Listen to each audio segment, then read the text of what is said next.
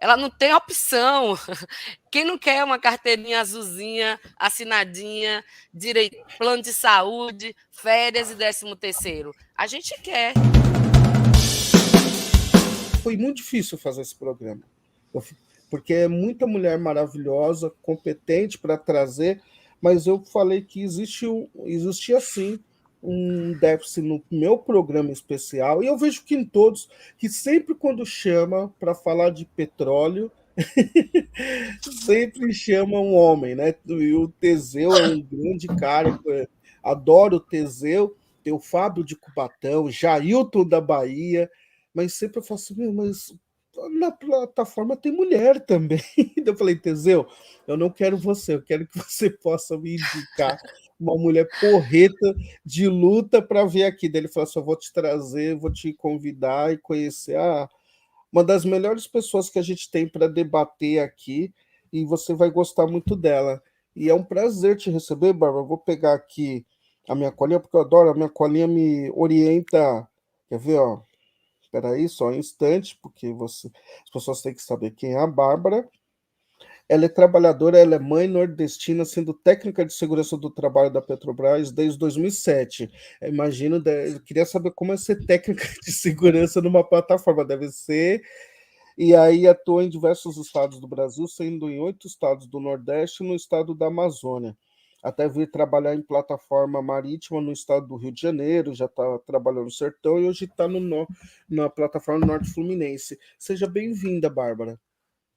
Muito obrigada pelo convite, Anderson. Pode chamar que a gente vem, viu? É sempre um prazer poder dialogar, poder falar um pouco mais sobre nós. E sim, existem petroleiras, né? São os petroleiros são maioria, é verdade, mas existe sim, e é muito importante a gente estar nesses espaços, né, da gente poder mostrar, poder dialogar, e poder mostrar que tem uma importante luta pelas petroleiras, pelas igualdades de trabalho. Eu que trabalhei em muitos locais, sempre com poucas mulheres, já a gente enfrenta coisas bem difíceis, como não ter banheiros femininos, não temos farda, não tem bota, né, com a numeração menor, e a gente vai tirando da invisibilidade, né, da presença de mulheres para a gente conseguir um pouco mais de igualdade e um plano de carreiras, de ocupação, quem sabe, né?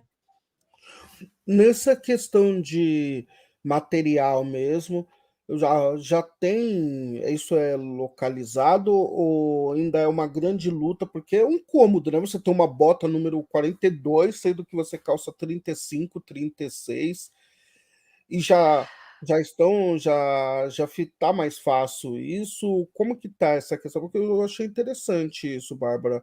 Essa questão do banheiro também numa plataforma, como que isso tá na atual conjuntura? Pois é, na atual conjuntura a gente tem que ver que quando começam alguma retirada de direitos, Hum. começam pelas mulheres, né. Então, isso quem disse foi Simone de Beauvoir, na década de 50, e é muito atual. Então a gente vem agora de um impacto muito grande de um governo muito fascista, e todos os nossos direitos, nossos espaços, eles são diminuídos sim. Como é que isso reflete na prática? Numa plataforma, por exemplo, eles colocam um número mínimo de camarotes femininos. Digamos, tem 50 camarotes numa plataforma, um Tá. é feminino. Nesse um, tem 4 mulheres, então só podem ir 4 mulheres para aquela plataforma. Né? Eu trabalhei em plataformas assim, trabalhei com plataformas que às vezes cabem 8 mulheres. Né? Então eles limitam porque eles dizem, não, porque tem que ter. E o banheiro que a gente usa é o banheiro de dentro desse camarote, o que é super difícil numa área industrial. Eu estou na plataforma, eu tenho que me equipar, né? Tenho que trabalhar toda fardada, e para eu conseguir ir no banheiro, eu tenho que entrar dentro da área do casario, que é uma área não industrial, tenho que andar, tenho que abandonar a área industrial, inclusive, então é muito desconfortável. Mas aí eles fazem uma questão de que é proibido ter camarotes femininos. Aí eu não tenho um problema com mulheres. né? Eu não preciso disponibilizar muita farda, nem muitos calçados, nem mais, então, porque é proibido, tem poucos, é 1, 2, no máximo 3. Então, isso ainda é muito problemático, não tem soluções, sempre tem essa régua invisível de que não, eu estou cumprindo a lei, porque existe legislação para manter quantidade de pessoas por quantidade de banheiros e quantidade de fardamento disponível também. Então, eles pegam e botam na menor régua. Não é que é proibido ter mulher, que só pode ter 4, né? Num universo de 150 a 200 pessoas, que é mais ou menos o que trabalha dentro de uma plataforma. Então, isso é bem difícil. A gente ter conseguido uma legislação, que é a NR37, né, que nosso sindicato, inclusive, tem muito orgulho de ter participado da sua construção, garante alguns direitos, sim, alguns espaços, mas, porém, o machismo, o patriarcado, ele é muito dinâmico, e ele termina dizendo assim, ó, para atender a legislação, eu vou atender minimamente. Eu não estou dizendo que é proibido ter mulher, mas não pode ter mais do que isso, né? Para eu não ter mais problemas, né? Então, isso termina deixando, em média, numa plataforma, a gente só tem 3% de mulheres a bordo, né? Então, isso bem triste, porque o problema da mulher na indústria, de ser uma operária como eu, começa na educação, né? Quando a gente vai para uma educação técnica, os cursos técnicos eles já são muito masculinos. Então já é difícil para a mulher ter acesso a esse curso, né? Se ela conseguir estudar, ela vai ser uma ou duas dentro de uma turma, ok. Mas quando ela vai para a indústria, dentro da Petrobras mesmo, a gente já está há 15 anos com a mesma quantidade de mulheres, que é 16%. E isso cresceu no início, até uma pesquisa do Diese, maravilhosa. Isso cresceu de 2005 porque teve concurso. Então, as mulheres conseguem acessar através do concurso. Mas quando a gente, mesmo assim, foi difícil estudar, estudamos, passamos no concurso, entramos. Quando a gente vai para a área de ponta, ou para uma carreira dentro da empresa, ou para um local onde se ganhe mais, porque o regime de embarque ele é considerado um regime especial. A gente trabalha 14 dias, folga 21, e tem alguma remuneração a mais por isso, pelo ambiente insalubre, inclusive. Aí mulher não pode. Né? Mulher não pode ser gerente, aí mulher não pode ser coordenadora, aí já mulher não pode, né? A gente não consegue ocupar. E mesmo a gente acessando através de concurso. Então, tem muito que ser falado ainda, dito, que a legislação ainda não consegue nos dar essa oportunidade, né, de igualdade. A gente precisa batalhar. Além do mais, eu ganho mais ou menos 20% a menos do que um outro técnico em segurança que entrou no mesmo dia que eu no concurso. Como assim? Eu sou menos competente, né? Que coincidência as mulheres ganharem menos do que os homens, né? Não é uma coincidência, é um reflexo também de que a gente não consegue ter carreira, né? Misteriosamente, as mulheres não conseguem uma igualdade de salário, mesmo acessando por concurso, digamos assim. E quando a gente vai para as mulheres petroleiras do setor privado, a dificuldade é bem maior, porque as mulheres do setor privado, inclusive as empresas, elas nem entrevistam mulheres. Eu tenho uma colega que trabalhou comigo e ela disse: Você sabe que eu fui para 3 entrevistas porque eles pensaram que eu era homem? Que ela tem um nome que costuma ter homem também que se chama. Aí ela disse: Eu fui para 3 entrevistas e ele já. Quando chegou, você é mulher? Não, não, não, não, não, a gente não tem vaga. Aí ela disse que conseguiu insistir numa quarta e terminou sendo contratada, mas foi para 3 entrevistas por engano, porque o nome é um nome que às vezes tem no masculino e no feminino. Mas, enfim, temos que falar muito sobre isso, temos que ter mais mulheres na indústria do petróleo e gás, e vai muito além de uma questão de direito, de legislação. A gente precisa de uma mudança realmente cultural. Uma questão aqui que me faz lembrar na história. Primeiro, eu queria agradecer a todo mundo aqui que já está vendo esse papo, a Veranice. Muito obrigado, querida Veranice, como sempre, a Patrícia, né? Todas as. Tem muitas mulheres, normalmente a maioria é mulheres que acompanham o meu programa aqui. É, é isso, a gente. Só que uma coisa, gente, vou ser muito sincero agora, viu? A gente votou no Lula, a gente apoia o governo, a gente está com o governo, mas me incomoda ainda a gente estar ainda falando sobre esses assuntos, sabe? Nessa base, porque isso é a base, é o pilar. Direitos e a questão da igualdade. Ah, vamos sim, temos que ter um avanço. Esses voos de galinha me incomodam muito, sabe, Ana? Porque eu estou lembrando aqui, pegando na história, na Revolução Industrial, você pega esse período até um pouquinho antes, as fábricas eram dominadas por mulheres em condições insalubres. Só que a gente está em 2023.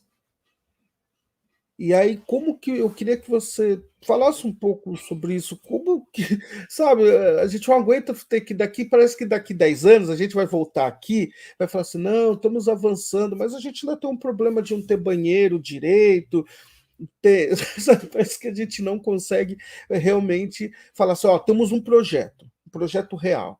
O projeto real é esse aqui, ó. Quais são os locais onde mulheres e negros, indígenas são precarizados, o pessoal LGBTQIA+. Ah, é dessa situação. Então a gente, ó, numa canetada resolvemos isso, é obrigatório que tenha quantidade de paridade. Historicamente pensando, é tímida ainda os avanços, né, Ana? Eles são tímidos, não são? São muito tímidos e essa semana, né, por conta do 8 de março, eu fui a vários lugares conversar sobre essas questões relacionadas à inserção feminina no mercado de trabalho e, assim, eu dizia que é irritantemente lenta, né, os avanços. Imagine, eu ouvindo Bárbara falar e pensando que Bárbara trabalha numa das maiores empresas do mundo, que Bárbara trabalha certamente numa das maiores empresas brasileiras e uma empresa ainda estatal, né? E ela passa por esse tipo de problema. E aí eu fico imaginando as mulheres em outros segmentos, né, econômicos, e pensando, por exemplo, nós fizemos um boletim, essa semana passada nós divulgamos, e falávamos do rendimento. E é tão, assim, é uma coisa tão surreal que o trabalho doméstico, ele é preponderantemente feito por mulheres. 91% das pessoas que estão no trabalho doméstico são mulheres. E nós temos uma diferença de rendimentos de 20% entre homens e mulheres, num setor predominantemente feminino. Ou seja, os 91% de mulheres, na média, ganham menos do que 10%, menos de 10% daqueles homens que estão lá. A mesma coisa nos setores de educação, saúde, assistência social, onde 75% são mulheres, mas que ganham 32% menos, né? E aí é muito interessante a gente ouvir, e a Bárbara tocou, eu acho, no coração da questão. O coração da questão é, nós entramos nas atividades, sobretudo no setor público, porque, a rigor, a única barreira à entrada é o concurso. E nós, mulheres, temos mais anos de estudo, na média, do que os homens, nesse momento. Quando a gente pega, por exemplo, as pessoas com nível superior, as mulheres são 58% agora, né? Então, é natural que nós consigamos entrar, né, nesse tipo de atividade. No entanto, nós entramos, mas não ascendemos, né? Porque os melhores cargos, os cargos de maior poder, os cargos de maior remuneração, ainda estão muito em poder dos homens, né? Então, por isso que você vai pegar uma empresa como a Petrobras e você vai ver que tem muito menos mulheres e que além disso, existe uma diferença entre pessoas trabalhando na mesma função, né? Não só porque tem uma diferença aí relacionada a gênero, a sexo, né? Você vê que Bárbara diz que ela tem mais tempo de empresa, entra um homem ganhando mais do que ela, e essa semana a gente precisa destacar um ponto importante, que é uma lei, né, que não que ela não existisse antes, mas uma lei que agora tenta punir mais rigidamente em relação à multa, né? Uma multa de 100 vezes o salário, né? Para as empresas que descumprirem isso.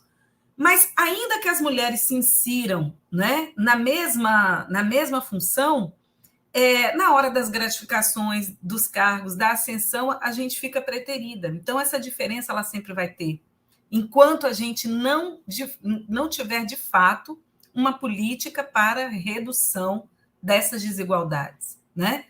Basta a gente olhar o próprio mercado de trabalho. Nós temos aí 64% das pessoas fora da força de trabalho, ou seja, aquelas pessoas de 14 anos ou mais que são ocupadas ou estão desempregadas, né, fora dessa força de trabalho são mulheres. Nós temos um desemprego médio para as mulheres de 11%, enquanto para os homens é 6,9%. As mulheres em subocupação são 6,5%, aliás, 7,1%, enquanto os homens são 6 e pouco. Né? Quando a gente coloca ainda o recorte racial, isso piora. Aqui, para vocês terem uma ideia, aqui na Bahia, que é um estado com uma população negra gigantesca, as mulheres têm 18,7% de desocupação. Né? Então, assim, é muito lento. Você falou no voo de galinha, é isso mesmo, a gente começa a desenhar políticas e a gente tem interrupções, né? Tudo é muito assim, isso até mesmo no meio, né, dos trabalhadores, no meio sindical, sempre fica aquela questão de vamos todos juntos que todos chegarão ao paraíso, e a gente sabe que não é verdade. Se você for mulher, se você for negro, se você for uma pessoa com deficiência, se você for alguém que seja da população LGBTQIA+, você não vai junto com toda a classe trabalhadora. Não, a classe trabalhadora não é homogênea, não é uniforme. Então, por isso que nós precisamos ter políticas para a redução de desigualdade. Assim como a gente tem políticas afirmativas e políticas de reparação para a população negra, é preciso que sejam desenhadas também políticas de redução de desigualdade para as mulheres, né? E para outros segmentos da população. A deputada Sami ainda não está presente, né? Mas a Bárbara falando do banheiro, eu me lembrei que eu li há um tempo que faz muito pouco tempo que lá no Congresso, no plenário, passou a ter banheiro feminino. Imagine, né? Então, não é só na plataforma, não é só na obra, né, que existe uma dificuldade enorme de acolhimento às mulheres dentro desses espaços. A política, por exemplo, é um espaço onde nós deveríamos estar mais. Nessa última eleição, candidataram-se 33% a mais de mulheres. No entanto, só 302 mulheres para todos os cargos que estavam em disputa foram eleitas, enquanto nós tivemos a eleição de 1.394 homens. Então, é de se compreender, embora não se aceite, o porquê das políticas públicas não atingirem os objetivos de redução de desigualdade na inserção das mulheres, não só no mercado de trabalho. O mercado de trabalho é um ponto, mas na sociedade como um todo, né? Eu queria até aproveitar para comentar que quando a gente está falando de direitos da mulher e desses acessos, a gente tem que falar que o que tem que ser combatido e transformado é a cultura. É a cultura do patriarcado, é a cultura do feminicídio, a cultura do estupro, a cultura. Né? E essa transformação, eu tenho muita esperança no Lula, sabe? Mas essa transformação não se dá só com a eleição de um governo. Né? Ela tem que ir muito além, ela tem que se dar com a eleição de muitas mulheres em vários espaços de poder, com proteção à ascensão das carreiras dessas mulheres, com um assistencialismo em creches. A gente precisa ter, que a gente não consegue estudar e trabalhar se nossas crianças não têm onde ficar, né? A gente precisa de proteção à remuneração. Eu fico vendo umas pesquisas, o pessoal elogiando, nossa, nós temos muitas mulheres empreendedoras. Empreendedoras, uma ova. Ela não tem opção. Quem não quer uma carteirinha azulzinha, assinadinha, plano de saúde, férias e 13º? A gente quer. mas a gente não tem os mesmos acessos, né? Então, por toda uma cultura. E isso faz reflexos muito severos e violentos na nossa sociedade.